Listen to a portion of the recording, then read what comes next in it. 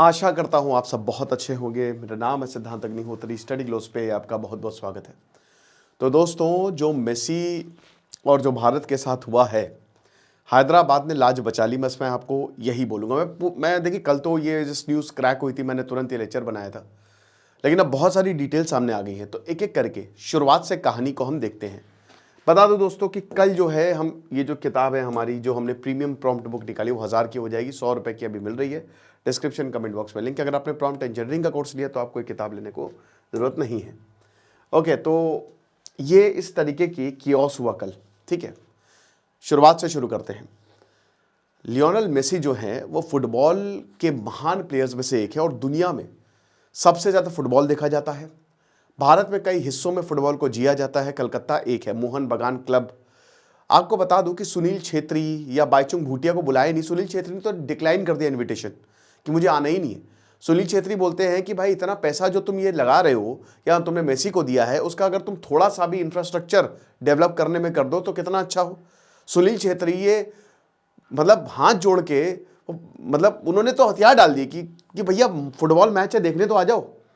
लेकिन दोस्तों, जितना हम कहते हैं ना कि हम एक स्पोर्ट्स लविंग कंट्री नहीं है, हम सेलिब्रिटी लविंग कंट्री है। ठीक है, हम स्पोर्ट्स को प्यार नहीं करते।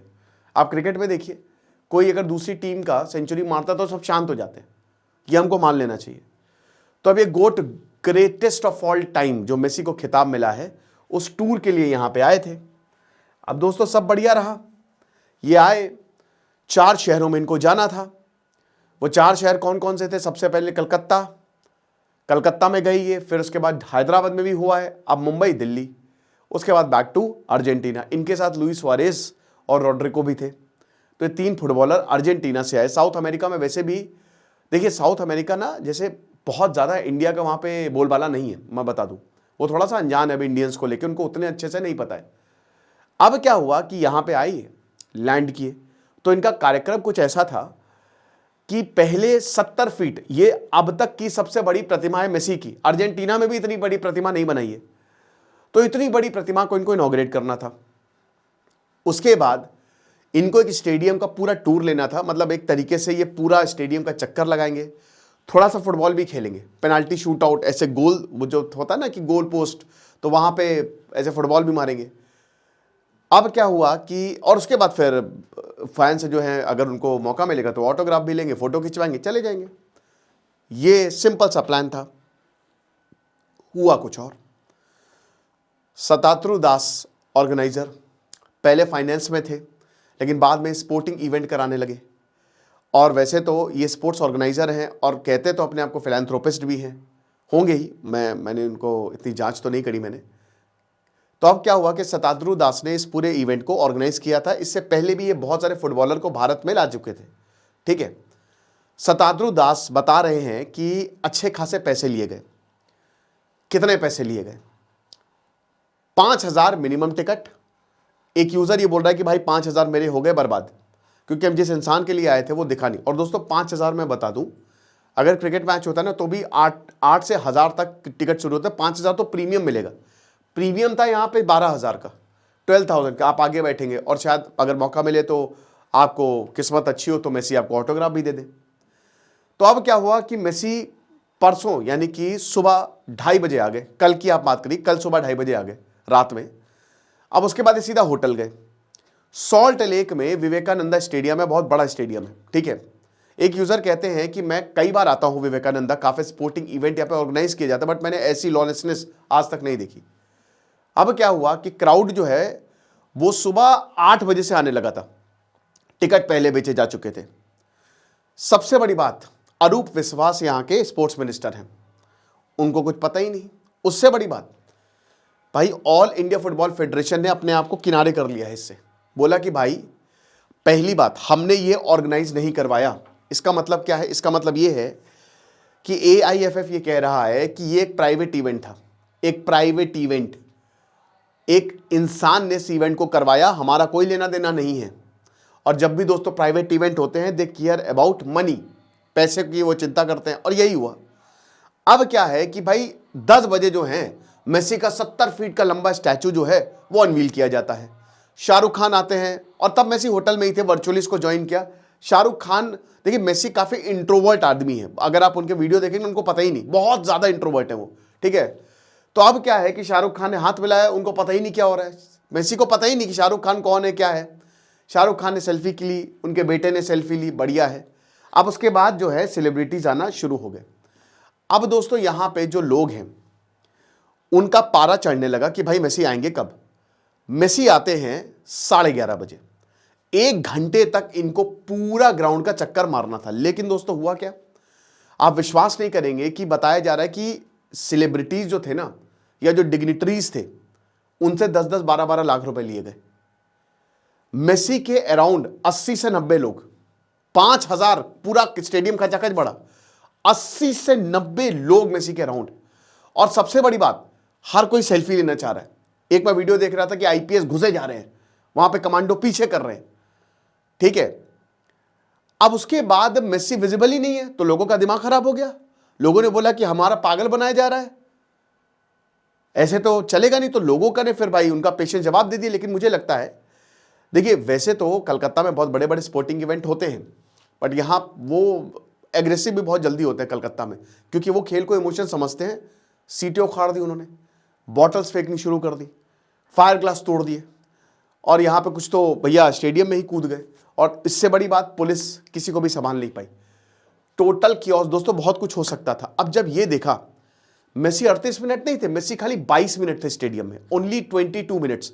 जैसे ही ये उनकी टीम ने देखा, बोला चलिए सर, बहुत बड़ी दिक्कत हो सकती है, आप समझ लीजिए, बहुत बड़ी प्रॉब्लम हो सकती है। मेसी तुरंत भागे वहां से, ठीक है, और सारे पैसे हो गए बर्बाद, स्पोर्टिंग खत्म।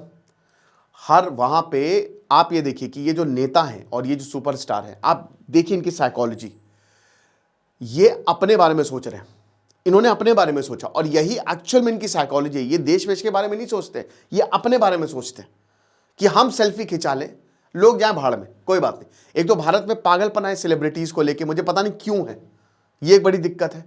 इसीलिए जो हमारे सुपरस्टार्स हैं ना, वो बाहर जा रहे हैं। विराट कोहली का लंदन में रह रहे हैं ना, तो वहां उनको कोई पहचानता नहीं है, आराम से जाते हैं, ट्रैवल करते हैं, और अगर कोई पहचानता है तो पागलपना नहीं करता है। भारत में है ये, पता नहीं क्या है, सेलिब्रिटी को लेकर भगवान बना लिया है।